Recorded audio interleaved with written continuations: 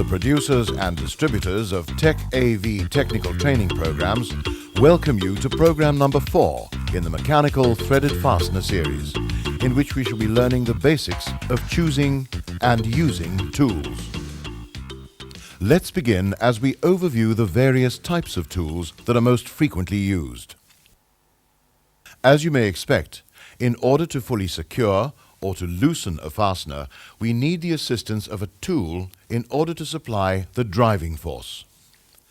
The choice or selection of a suitable driving tool is mostly determined by the type of head, the accessibility of the fastener, and the size of the fastener. The most commonly used tools are spanners, Allen keys, and screwdrivers. Spanners are available in many shapes and forms, but they all serve to grip hexagonal or square-sided heads or nuts. Originally, all spanners were crudely made open-ended set spanners. Today, set spanners are more professionally made, and we usually refer to them as flat spanners.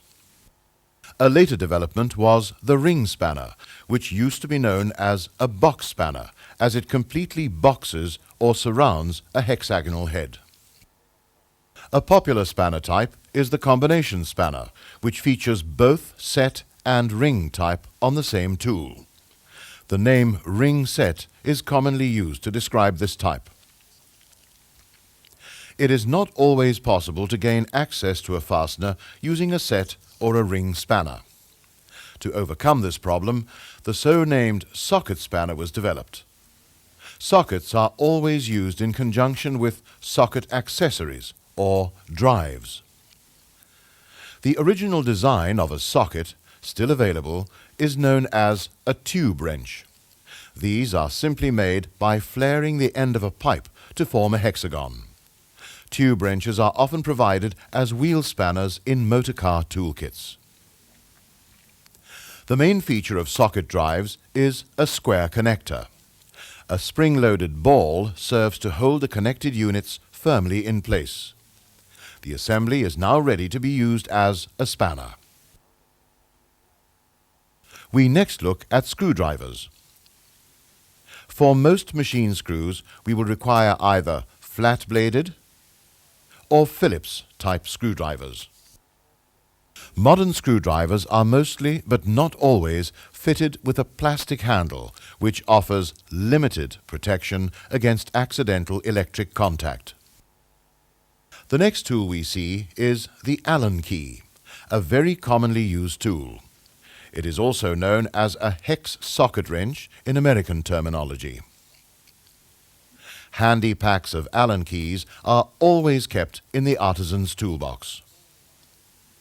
Allen sockets are also very widely used in engineering work. We turn our attention now to the subject of spanner sizing. All metric spanners, including Allen keys and socket spanners, are marked according to their size in millimeters. For example, this is a 13 millimeter flat spanner designed to fit across the flats of a 13 millimeter hexagon. Socket and ring spanners are sized to the hexagon that they're made to fit. This convention enables us to obtain the correct size spanner simply by measuring the fastener head or nut.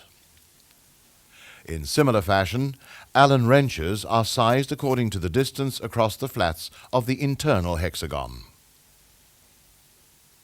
We next look at imperial sizing of spanners. Spanners of imperial types are marked in inches. Unified spanners are easily identified by the letters AF. In this example, we see a 9/16 of an inch spanner. The letters AF mean across flats. Imperial-sized Allen keys often do not display the AF letters. The size, however, is usually a fraction, which you'll recognize as being non-metric. That is to say, you'll never see a metric size given as a fraction. In practice, we can often interchange between metric and SAE sizes because many, like the 13 millimeter and a half-inch AF, are virtually identical. Here are some of the popular sizes that are usually interchangeable. After the break, we shall discuss spanner usage.